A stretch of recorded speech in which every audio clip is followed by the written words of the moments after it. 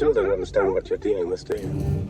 A survivor, unclouded by conscience, remorse, or delusions of morality. Perfect organism.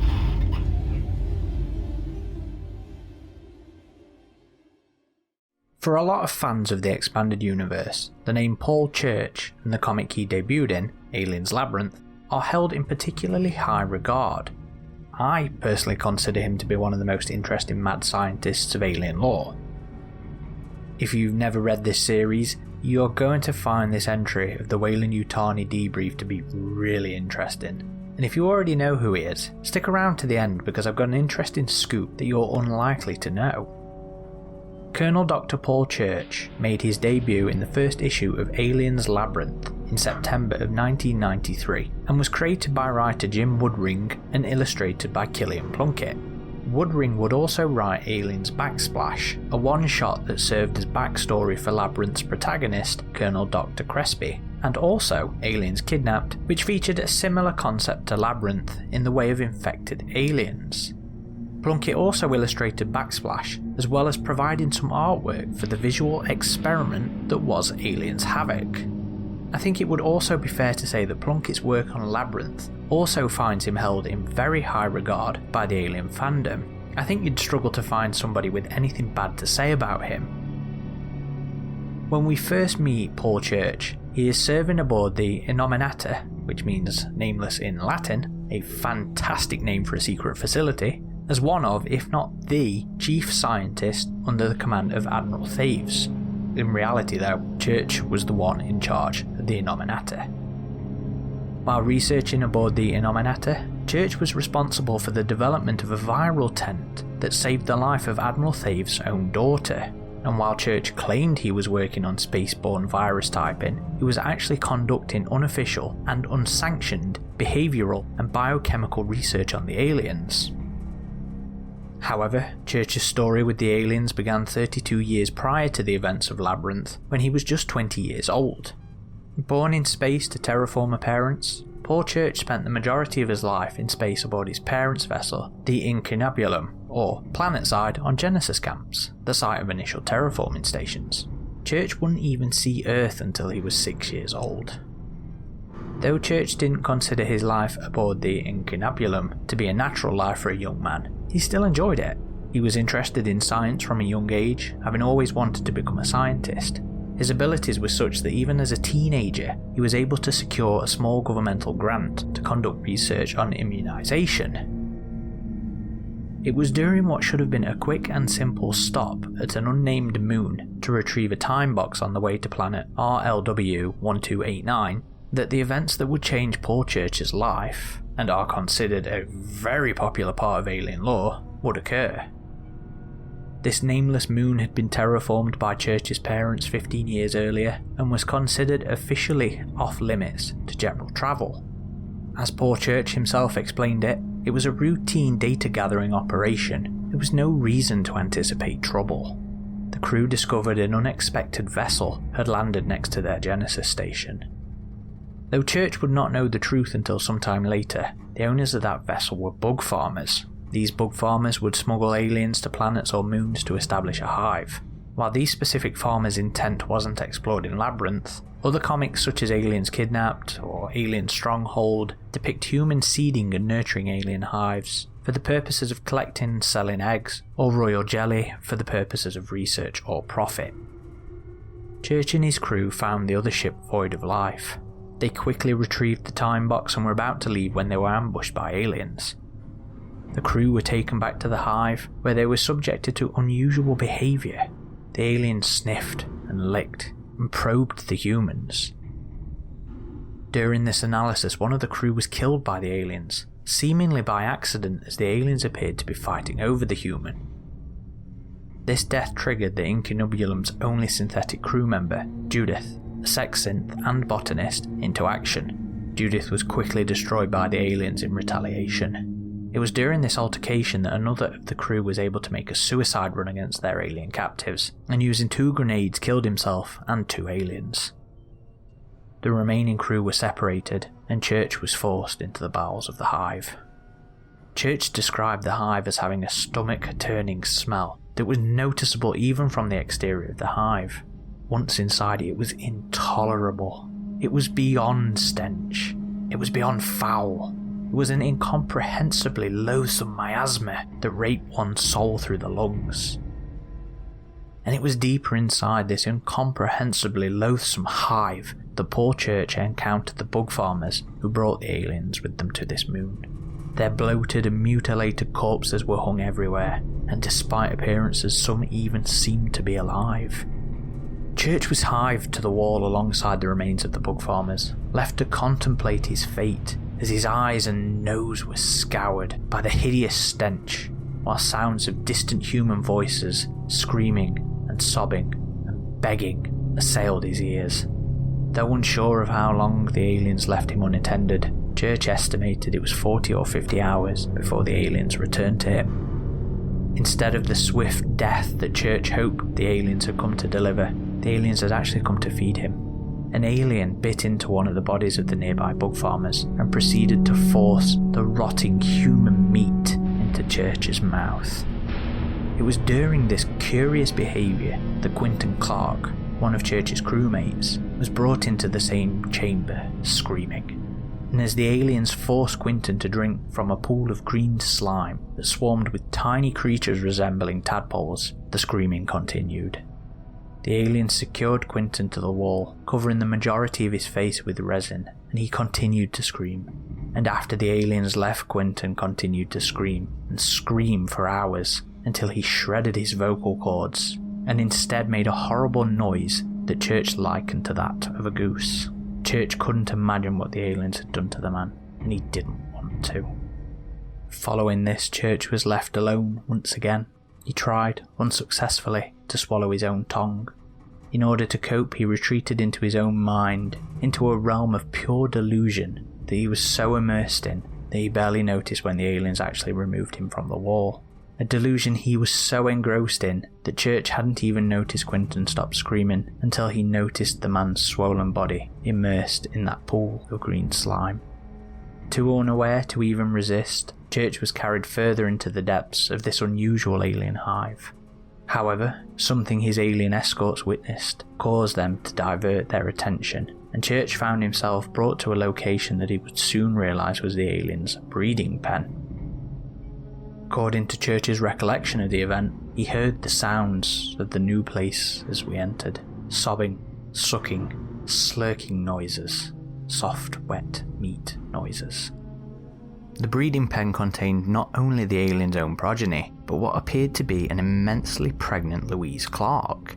In an image reminiscent of what we would see later in Aliens vs Predator Requiem, her stomach exploded with children that resembled the aliens themselves, suggesting they were some form of chest burster. However, they were depicted with umbilical cords. Were these an experiment the aliens were conducting to save their hive? If so, it was an unsuccessful one, as these infants perished within an hour of their birth. It was while witnessing these events that Paul Church returned to a state of mind where he was rational and human once again. It was then that he realised something was wrong with this particular hive of aliens, that they were vulnerable, and that Church could do something to take advantage of this situation. Despite not being overly aware of the aliens prior to landing on the moon, Paul Church's experience had led to a resolve within him to keep his eyes and mind open for information that would help him destroy the hive. He swore to survive and use the knowledge he gained to make himself into the greatest enemy the aliens would ever know. From that point on, Church became an incredibly willing captive of the aliens. When led to another pool of creature-infested green slime in a chamber that also contained the remains of 2 more of Paul's former crewmates, he didn't wait to be forced to drink by the aliens. He made a show of drinking eagerly. It was Church's hope that by showing compliance he'd be spared the horrific treatment of his crewmates, and it worked. He went as far as to emulate the aliens, feeding his former crew in the same manner that the aliens had fed him earlier. As long as Church continued to anticipate the aliens' actions, he was left unmolested. This unfettered access allowed Church to collect substances from around the dying hive and conduct crude experiments on how alien organic material reacted to others. In particular, he discovered a black mold that was producing a toxin that was deadly to the aliens.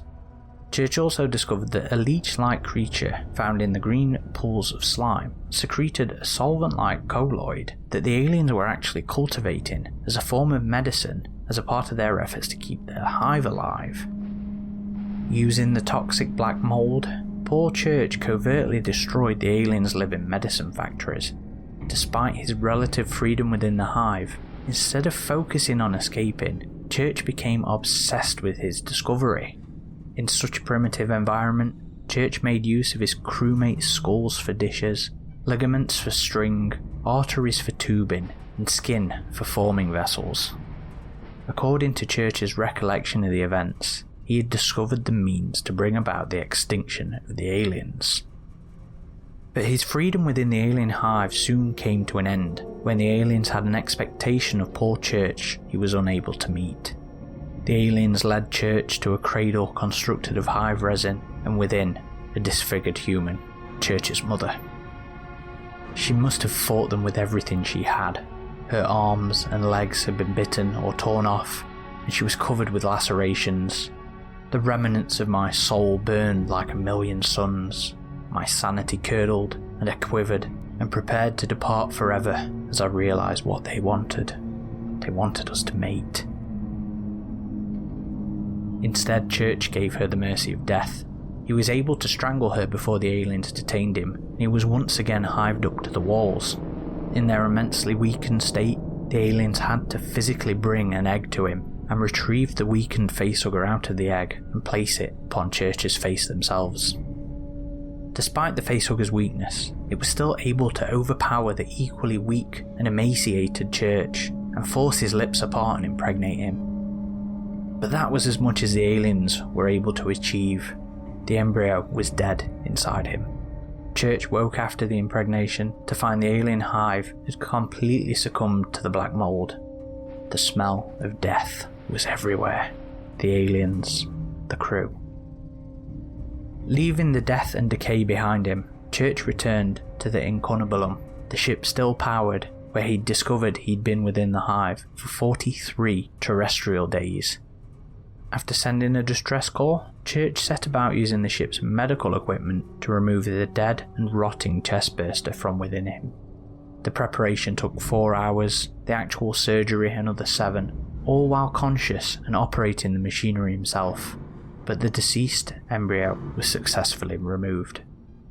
It would take another month before Church's distress call was responded to when a Colonial Marine dropship arrived on the surface. Though still alive, Church was an atrophied mess. Following a long debriefing, the survivor was given a full biomechanical makeover and was put to work by the company researching the aliens. Though this research was seemingly done in a Colonial Marines research facility and using Colonial Marine resources, it was evidently being done in secret, the higher command structure within the Colonial Marine Corps unaware. Colonel Dr. Crespi was sent to investigate Paul Church, taking the position of Church's research assistant.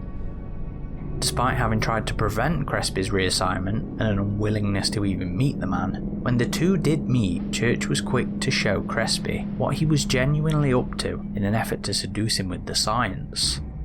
Though Crespi was taking his duty to investigate Church seriously, he seemed to become increasingly fascinated with the work that Church was conducting and the information he was gleaning about the aliens.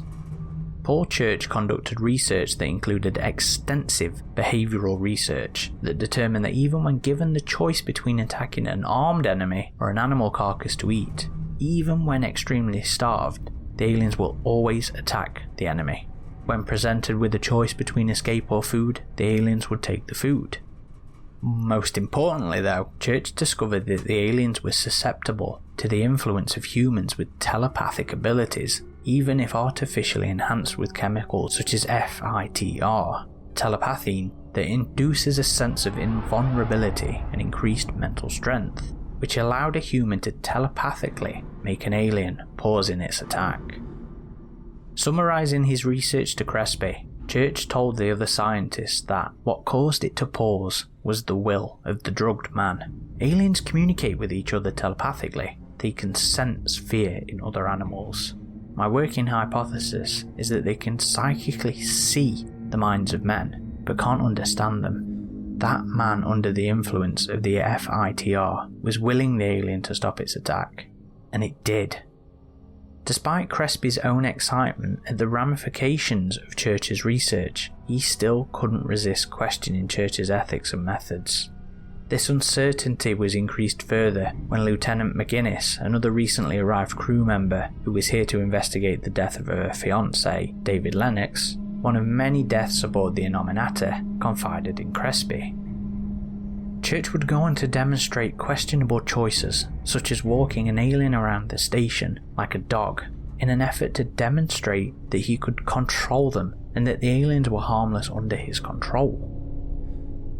Colonel Dr. Church would go on to further demonstrate his understanding of the aliens by having Crespi assist him in the dissection of an alien that had only just recently died. Though the exact cause of death was unknown, Church explained that too long away from the hive, too long away from the Queen, old age, discouragement, in captivity they just die. This particular alien was just one of 5 that Church had aboard the Innominata. The specimens were kept in semi-cryogenic kennels, and when out of stasis, due to how the aliens reacted to being in isolation and to prevent them from going into a dormant state, the scientists would administer electric shocks periodically. During the autopsy, Church pointed out one particular organ within the alien's cranium that was especially interesting. Church described it as the alien's psychic receiver. Elaborating to Crespi, he explained the surface of the organ was lined with compound cells of fullerite-encased herlantium. Church further elaborated that the internal structure is solid neurons in 2 binary fans, very, very dense. The fullerite and herlantium pick up E-waves, and the binary fans create interference patterns from electromagnetic fields. While the organ's use would obviously be for communication, it would also enable the alien to assess physical characteristics by seeing its subtle body. However, this sensitivity to electromagnetic fields also meant they could be used as an offensive measure against the aliens, and in essence give the aliens the equivalent of an ice cream headache. Despite the enthusiasm on display from both scientists, Church did note the receiver was atrophied in captive specimens, which Crespi deduced would allow for external influence. This would mean that it might not be such a benefit against aliens in the field. It was also during this autopsy that Colonel Dr. Crespi realised that the compounds that the alien's psychic receiver was composed of could be synthesized. It was possible to actually attempt to construct an artificial version of the organ. The problem was that Church didn't have the structural data to do so. However, Church had accomplished what he intended to by showing Crespi all of this. The new scientist's enthusiasm for what Church had learned and the possibilities that his research created had engaged Crespi's scientific interest. He was distracted from what he'd been sent to do: investigate and arrest Dr. Church. Lieutenant McGuinness wasn't as susceptible to the scientific distraction though. She discovered that the alien research that Church had shown Crespi was only a minor part of what Church was doing aboard the Innominata. The majority of the station's resources was actually being diverted to a location known as K-Lab, an area that was supposedly devoted to zero-gravity research. Completely aware of both Crespi and McGuinness's suspicions, Church orchestrated an alien attack that led to Crespi accusing McGuinness of trying to kill him. Having stolen Dr. Church's access codes, the lieutenant was able to convince Crespi to investigate K-Lab, where they found mutilated human cadavers, including the still alive fiancé of Lieutenant McGuinness, David Lennox. It was then that Dr. Church intervened and revealed his history with the aliens. When confronted by Colonel Dr. Crespi and Lieutenant McGuinness, Church claimed to be attempting to develop a viral bomb based on the black mold that Church had discovered in the hive. The novel elaborates that the Colonial Marines destroyed the afflicted hive before Church was able to tell them about it. While Church claimed he'd been unsuccessful in his attempt so far, his research had yielded completely different results, something known only as time serum that resulted in acquired infosensory abilities, numerous metabiotic, self-replicating brain tissue. Dr. Church nearly succeeded in convincing Colonel Crespi that McGinnis was a corporate spy working for the Grant Corporation that had manipulated her evidence of her engagement to David Lennox, and that rather Church and Lennox were lovers. Church claimed that Lennox was a body donor who believed in Church's research. It didn't take long for this illusion to be broken though, as Crespi pursued McGinnis into the maze that Dr. Church used in his behavioural testing of the aliens. It quickly became apparent that Church intended for neither to make it out alive. It was then that Church revealed his true intentions to both Crespi and McGinnis, bringing into question everything that the Doctor had revealed until that point. Following his encounter in the alien hive, Church didn't intend to destroy the aliens. He wanted to join them. "I didn't survive the hive. I am the hive. When I look the cosmos in the eye, it blinks." Though the comic will go no further into details of Paul Church's true desires, throughout S.D. Perry's novelization of the story, there had been more specific comments leading up to this point. When Crespi and McGinnis had first entered K-Lab, they had discovered human corpses where the skin had ruptured at the upper back, and twin gleaming bone plates rose a few inches out where his shoulder blades should have been, and other corpses that were human, certainly, but their bodies had been twisted and reformed, dark knobs and angles rising from breaks in the skin. In the novelization, after Paul Church declared he was the hive, he further elaborated he was attempting to create an evolutionary bridge so that he could join the alien hive. "You have the honour of contributing to my research, my real research. What you found back in that lab, but were too narrow-minded to see. Although you won't be in any condition to appreciate it, you will have assisted in the creation of an evolutionary bridge to the true crown of creation. The pink poetry of man will be subsumed by the black, blank genius of the alien, and the result will be the original and final creature. It will feed and live off itself, and I will join it." Assisted by a jolt of electricity, Church proceeded to coerce Crespi and McGinnis into the maze where an alien awaited them. Crespi was severely wounded and begged the lieutenant to kill him. Though McGinnis was able to escape the maze and actually overpower Dr. Church, throwing him into the maze where he came face to face with one of his own aliens, Church was able to survive. Had Church dosed himself with a telepathine so he could influence his own alien subjects? It's never explained. Instead, next we see the Doctor. He's recovering in the station's infirmary. Talking to Admiral Thaves, it became obvious that the true nature of Church's work was unknown to the Admiral, and that his subterfuge was still intact. As far as the Colonial Marines were concerned, Lieutenant McGinnis had led Crespi into the maze, had killed the Colonel Doctor with her own hands, and assaulted Dr. Church. The recordings all proved it. She was subsequently arrested. Returning to his secret research in K-Lab, it became evident that Church had reclaimed Crespi's body and was using it as part of his research into joining the alien, with Crespi's body appearing to have mutated to resemble the alien's exoskeleton. The novel would describe the scene as, he looked at the large holding tank that dominated the room, noted the minute changes of the form inside. He smiled a little. Things were progressing quite well, actually. Infinitely better than his last attempt. The once human form had grown a semi-synthetic plate system, dark in colour, ridges of bone mutating, transforming, becoming. Spines extended from the shoulder, and he could see where something like a dorsal fin had appeared.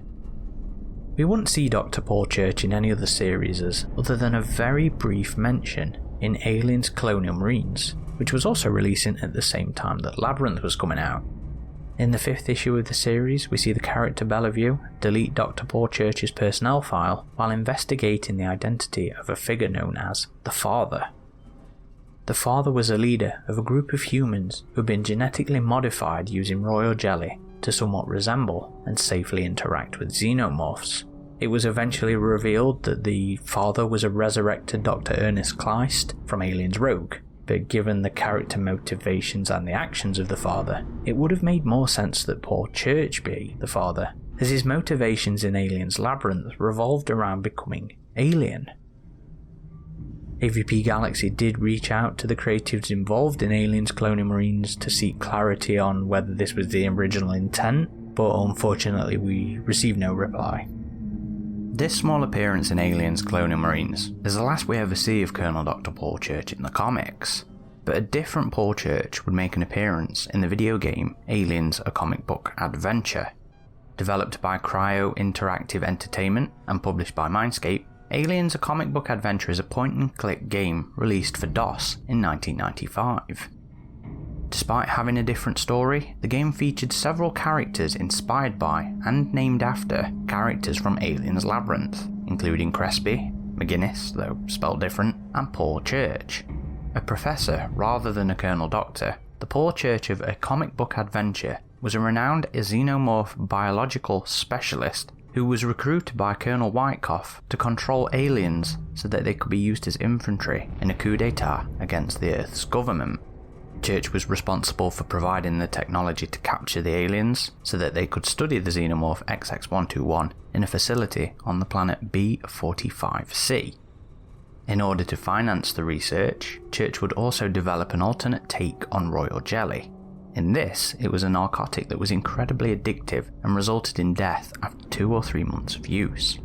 Similarly to his depiction in Aliens Labyrinth, Professor Church also conducted experiments on humans that were described as looking like they did grafts and tried to breed people with aliens. Church's ultimate motivations regarding this research went unanswered, as another character suggested it was rather an attempt to study the aliens' reactions. Professor Paul Church was also responsible for the creation of a synthetic xenomorph XX-121 that the game's characters were able to use to gain access to the artificial hive being researched on B-45C. The game's characters found Paul Church hiding within the hive, safe from the aliens, claiming that he was the first to discover how to control the aliens. Though he would try to convince the crew of the Sheridan, the main characters, that he was forced to perform illegal experiments on human subjects, his mad scientist vibes were running at 100% and he wasn't wholly convincing. Church soon pulls a gun on the crew of the Sheridan, shooting and breaking the glass separating them from the aliens.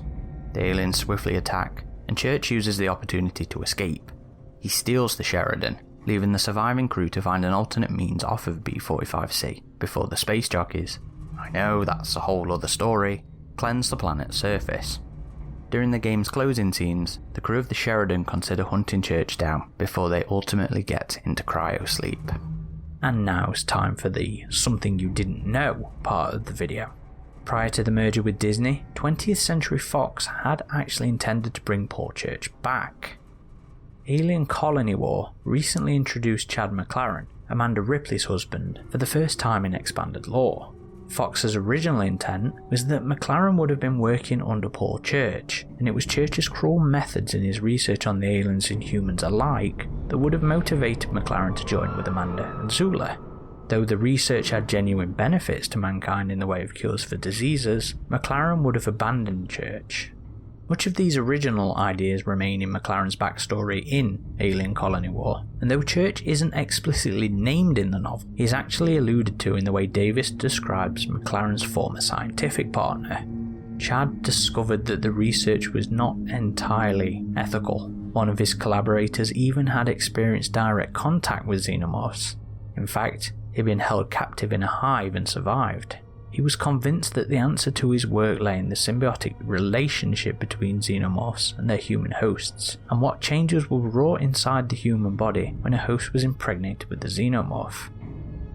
Had I not known of Fox's earlier intentions, that description could have, and might still be, anyone. Will we see Church return as Disney and Titan continue to explore the alien universe? Would you like to see Church return? Whether he returns or not, for many fans out there, this one included, Paul Church had a real impact on the franchise, and I still consider him one of the best mad scientist characters that the Alien franchise has to offer.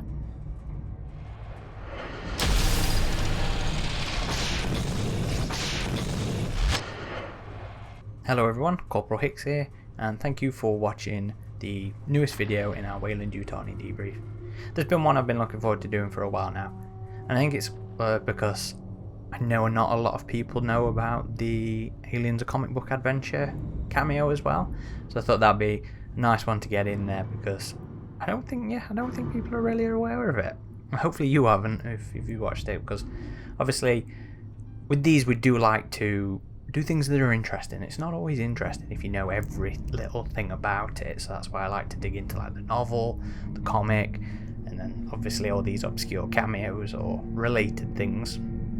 And of course the almost return of Church should have been a nice interesting one for pretty much 99.9% of you out there watching this video, so that could have been interesting. I don't know how I feel about that not coming to be, but yeah, knowing it, I was like, yeah, I've got to let everybody know this one.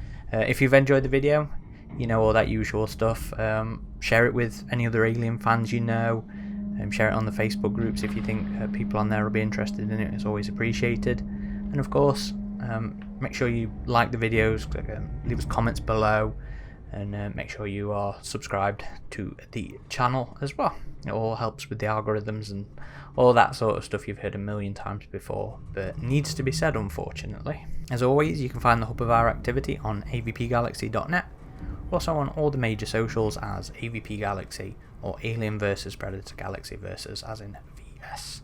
Thank you everybody for watching. Until next time, this has been Corporal Hicks.